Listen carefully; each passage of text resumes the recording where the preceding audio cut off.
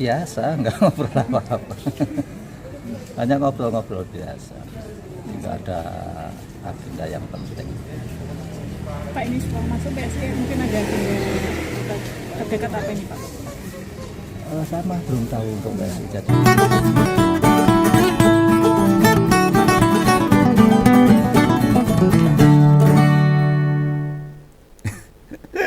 Sekali lagi tentang Bang Jack nih, kayaknya nambah hari ini makin kelihatan bila Pak mantan ini wis bleret nih, kesaktiannya wis bleret.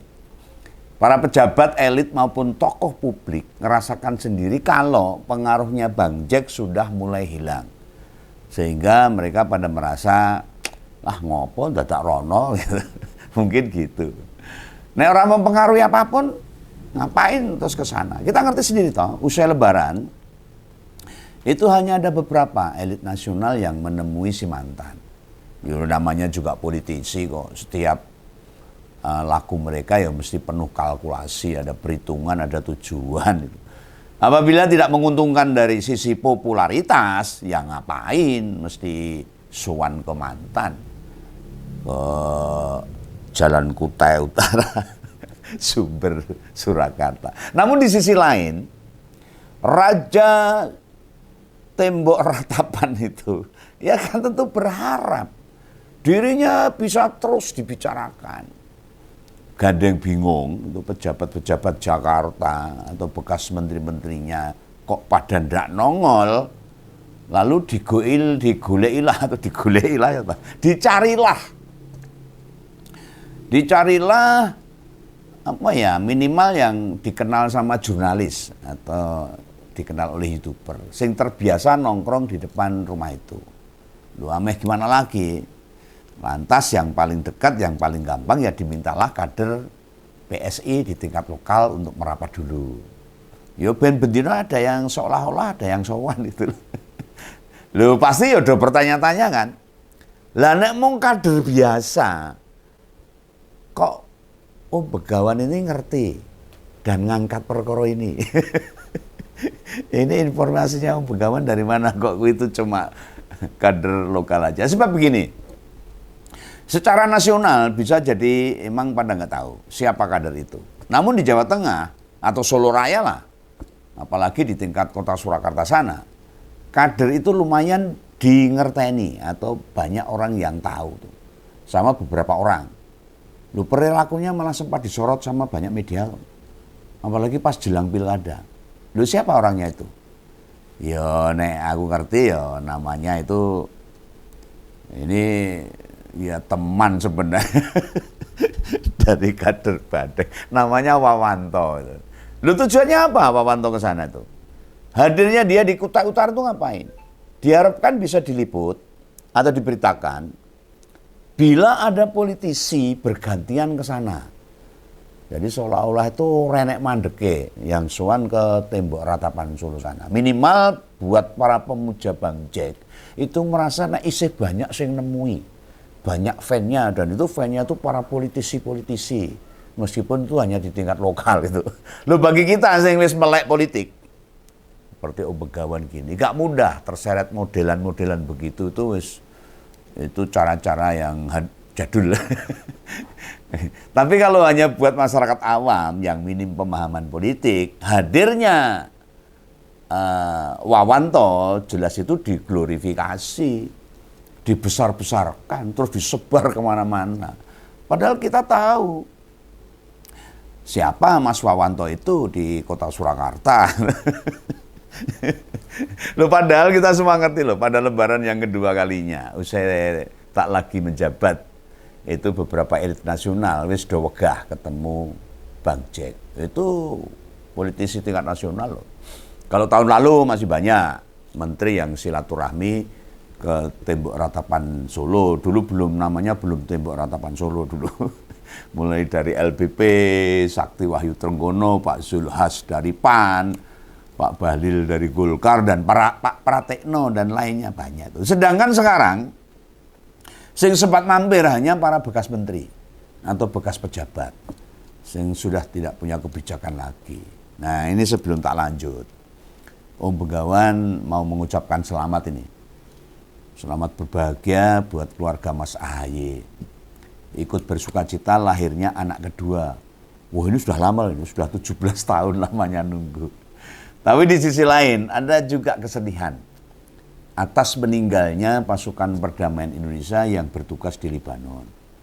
Setelah kemarin diberitakan ada 1 prajurit wafat, hari ini PBB mengkonfirmasikan ada tambahan 2 lagi. Sehingga total ada 3 anggota TNI yang gugur dalam tugas. Ya bahagia untuk kelahiran putranya Mas AHY, tapi ya kita bersedih. Ada 3 pahlawan kita yang gugur di Lebanon sana. Ya sudah, semoga diterima di sisi Tuhan. Semoga pemerintah benar-benar mau mengevaluasi ini kalau dengan adanya korban ini. Keikutsertaan di BUP. Sebab yang menyebabkan mereka meninggal itu ya serangan Israel. Lu teman Indonesia di BUP lu, Israel itu. Kenapa kok malah teman sendiri jadi korban? Nah sekarang nek diteruskan terus gimana itu? Kalau terus jadi anggota BUP bisa runyam. Ya oke lah, biar nanti pemerintah yang ngurusin. Kita balik lagi ke topik tadi. Kian minimnya elit yang muncul menandakan pengaruh Bang Jack kian surut. Anggota DPR, DPD, sing sambang untuk bermaaf-maafan yo sopo tuh nggak ada.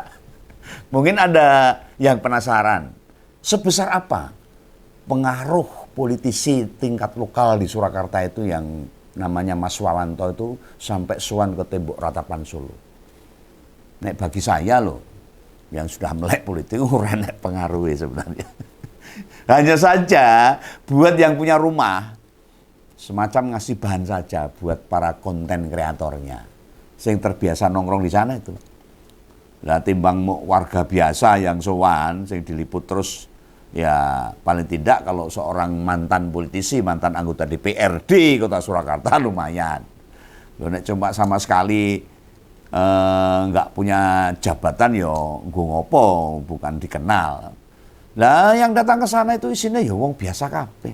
Repot kalau hanya mengangkat orang-orang biasa yang datang ke tembok ratapan saja. Di sisi lain, usai Wawanto itu keluar rumah, kelihatan banget bila ada kegamangan sikap politik Bang Jack dengan situasi sekarang. Wah ini Bang kan cuma melihat aja, menilai dari gestur tubuh dari Bang Jack, dari tayangan-tayangan di medsos itu. Jurnalis aja sampai nanya, di dalam tuh ngobrol apa tadi? Tetapi politisi partai gajah itu tidak bisa ngasih kabar apapun. Bisa tak simpulkan ini? Ada dilema berat dalam diri Bang Jack. Mau ngasih isu tertentu kok sing moro yo mung Wawanto. Nek gak dikasih akhirnya kayak video pening tadi. Ndak dapat berita sing iso jadi bahan untuk bermanuver politiknya. Nah Bang Jack dewe mungkin yo gojak-gajek tahu, ragu-ragu. Nek sekelas Wawanto diberi umpan topik tertentu, nek ngomongin kok kleru malah bahaya. Lah kok nggak diminta itu Pak Mat Ali, Ketua Harian PSI atau Bestari Barus atau Raja Juli Menteri Kehutanan, sehingga bisa dilempar ke jurnalis. Kenapa nggak mereka yang pada nunggu di depan rumah itu? Nah politisi lokal dikasih isu nek ora pinter ngolah, lo bisa balik arah lo. Lo kok gak minta Bung respon aja? Yang sudah merapat ke sana yang muncul. Wah kena gorengannya neng jopo so tambah yahut itu. Dengan hanya memanggil Wawanto, kelas politisi lokal di Kota Surakarta, yo media sing nongkrong di Sumber jadi bingung dhewe no. Iki kudu piye? Ngolahe piye iki? Kok sing moro mung politisi lokalan. Lah gak mungkin lah. Sosok yang 10 tahun menjabat presiden tidak bermanuver apapun. Sesuai situasi global regional loh. Nasional sama lokal. Ini kan sedang padat-padatnya ini. Mulai soko perang, Timur Tengah, isu kelangkaan minyak, BBM, perkara WFH atau WFA ASN, terus melemahnya rupiah, dolar anjlok. Kan itu sebenarnya bisa diolah semua. Loh apa mungkin Bang Jack Dewi? Ya enggak mungkin kan. Pengen ngasih kritikan atau masukan ke pemerintah, neng anake dijabat sama wapresnya dijabat sama Gibran putranya. Kan repot. Mau bicara soal PSI, kok PSI ini Dewi malah senyap. Tidak ada manuver-manuver yang bisa memberikan pengaruh pada dunia politik Indonesia. Bicara kelangkaan BBM, eksesnya psikologis rakyat malah jatuh. Kontradiksi ya ngono kuwi. Jelas nggak bisa disikapi sembarang oleh Bang Jack. Ini butuh dipikir tenanan ini. Untuk memainkan isu politik. Tapi kan ya sudah lama banget loh Bang Jack nggak bicara langsung ke media. Merespon situasi wes suwe. Orang ngomong. Terakhir kalau nggak salah itu habis dulu ngomong. Loh kalau nggak punya motif di pesta demokrasi 2029 mendatang, dia akan menang baik. Rapopo.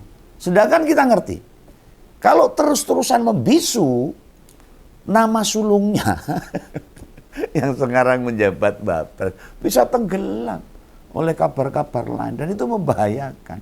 Otomatis elektabilitasnya kian meleret, soyo angslup, dan sulit diperjuangkan untuk dinaikkan. Ini aku jadi ingat. Bang Jack sih bicara tentang permohonan maaf dari Bung Rismonto. Oh iya toh. Lagi melali nih. Inilah akibatnya orang yang selayaknya sudah madeg jadi pandito, neng tetap berniat main kekuasaan ini. Jadi harus kleru saja. Loh sebenarnya gak hanya Wawanto aja sing silaturahmi ke tembok ratapan Solo sana. Ini ada lagi kelingan tuh nama-nama liane, tetapi nama-nama lain yang coba didatangkan itu ya ora nendang. Nih wes pernah tak kupaskan, ada Budiari, ada Hasan Nasbi, juga Talisa, tapi juga gak ada pengaruhnya. Yang turut merapat ada juga wakil wali kota Solo, ada juga tuh. Nah, terus ulama muda yang baru aja datang itu Gus Idam. Sing tambah ramu dengki lagi. Cucunya juga suruh jedul. Dipasang sebagai pembawa isu. Inilah orang yang harusnya sudah madek pandito. Yang terus punya nafsu kekuasaan.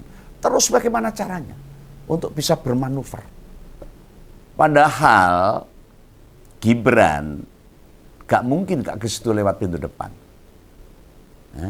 Atau mungkin Kaisang gak juga nemui Bang Jack, gak mungkin. Masa kangen sama orang tuanya lewat pintu belakang kan enggak. Loh, lah pas sholat id kemarin, bukankah sudah bareng-bareng di Jakarta? Secara batin, aku yo merasakan kok sebegitunya cara menaikkan nama. Nek beneran elit-elit politik pada wegah datang, kan ya urusan mereka. Bisa juga loh disebabkan larangan presiden juga loh. Pak Prabowo untuk melarang para pejabat untuk sowan ke sana. Tidak menutup kemungkinan itu. Lah kok bisa-bisanya Mas Wawanto sing muncul. Yang juga tak pertanyakan, kenapa dia sendirian?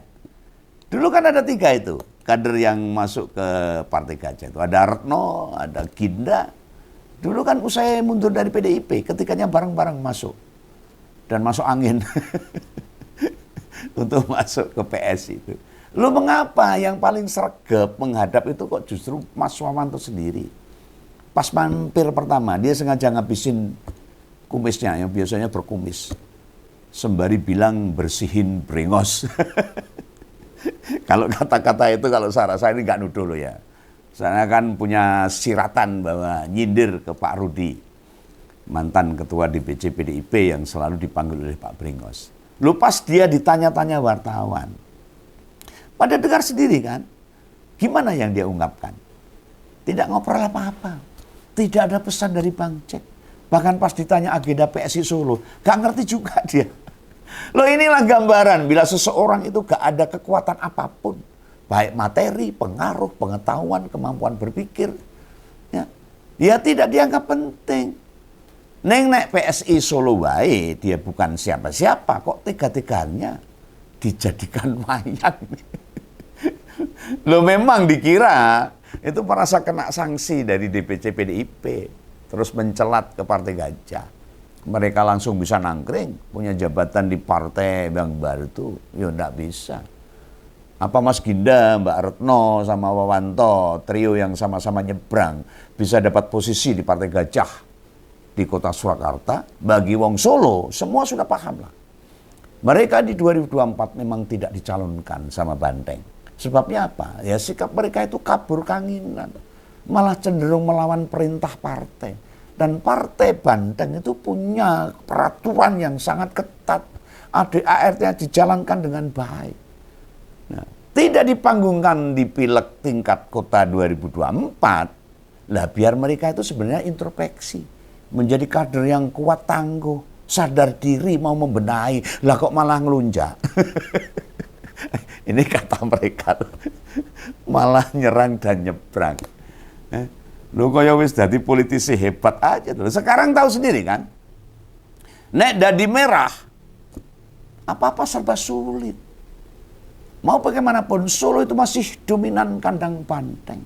Dukungan ke PDIP di kota Surakarta itu sudah mendarah daging dan masih kuat. Nah setelah wali kota dari PDIP, apa yang bisa dibanggakan di sana? Coba deh. Ada yang bisa cerita? Terobosan wali kota yang terbaru sekarang ini, Mas Respati. Terobosannya seperti apa? Oh, Begawan pengen ngerti nih. Nek ora wakile wae wis. Mbak Astrid Widayani yang sekarang jadi ketua DPD PSI. Sekarang punya inovasi apa buat kota Surakarta? Kan dia kepala sekolah PSI itu. Beneran tidak ada sesuatu yang bisa dibanggakan di kota Surakarta. Dia juga pas lebaran kemarin, jedul juga itu. Bahkan ikut nyanyi di depan tembok ratapan Solo. Meski aktivitasnya dilakukan di hari jam kerja. Gak kelihatan tuh perasaan bersalahnya. Ayo ini wong Solo ini, wong Surakarta itu. Pada ngasih testimoni di kolom komentar Begawan ini. Apa sesuatu yang baru yang ada di kota Surakarta? Yang bisa dibuat untuk menceritakan kepada masyarakat. Membahagiakan masyarakat. Minilan beneran baru ada ini di zaman wali kota yang sekarang. PSI yang punya kepala daerah. Kita semua pengen ngerti nih kontribusi buat rakyat kecil di Surakarta apaan. Ya Pak event acara agenda kota yang bersifat menarik gitu. Lah Mbak Astrid sebagai perempuan. Ya, wakil wali kota sebelumnya jadi rektor di Unsa Surakarta sana. Dan semestinya bisa angkat derajat UMKM. Hasilnya seperti apa sekarang UMKM? Mari kasih testimoni di kolom komentar. Bagaimana dengan seniman? Perempuan dan UMKM-nya. Para perempuan Surakarta. Dengan mempunyai wakil wali kota yang perempuan. Apa peran mereka? Tingkatan apa yang mereka lakukan? Apakah terasa bedanya setelah ada pemimpin perempuan pertama kali di kota Surakarta? Dari PSI yang dulu ngeklaim Partai Anak Muda. Ada ide baru apa? Sing unik, baru dan memutar roda ekonomi jauh lebih cepat di kota Surakarta. Nek kerungu nggak ada perbedaan apapun, malah cenderung kian sepi dari aktivitas-aktivitas pariwisata, UMKM. Lalu buat apa mereka jadi pemimpin kota? Jangan cerita tiap ada hari besar agama atau perayaan nasional. Balik kota sama Jalan Jenderal Sudirman dikasih ornamen khusus. Itu sudah dari dulu. Nek sekedar kaya ngono. Ada lampion dan lampu-lampu. Kota liane ya oke. Yang sifatnya sebagai sebuah program itu apa? Ada enggak? Coba deh tanya ke Mas Wawanto itu. Tanya ke Ginda atau Retno yang sekarang dari Partai Merah nyebrang ke PSI. Gimana? Ngubah ke kota. Loh ini tak kasih masukan ini. Kanggo orang-orang sing ameh merapat ke tembok ratapan Solo itu. Nek pada datang lalu keluar gak ngasih inspirasi apapun, itu tandanya. Itu buktinya. Sosok yang ditemui tidak melahirkan inspirasi. Tidak mendorong sebuah gagasan. sikap yang malah harusnya dilakukan yang pada berencana datang ke tembok ratapan Solo itu perlu dipertimbangkan. Lho nek enek manfaatnya ya nggo ngopo? Nggak ada yang keliru sama silaturahmi datang. Nggak ada yang keliru. Neng tinimbang kalian jauh-jauh. Tur Bang Jack ya urung mesti kenal. Sudahlah. Jangan berduyun-duyun ke sana. Lebih baik datang itu para kiai, ya, pendeta, tokoh agama yang bisa menjaga perilaku kita bisa lebih baik. Itu ya, saya kira tidak banyak yang ingin kami sampaikan. Ingat, jangan merusak diri kita sendiri dengan sesuatu yang tidak bermanfaat. Salam kawan, salam ngompol. Dadah.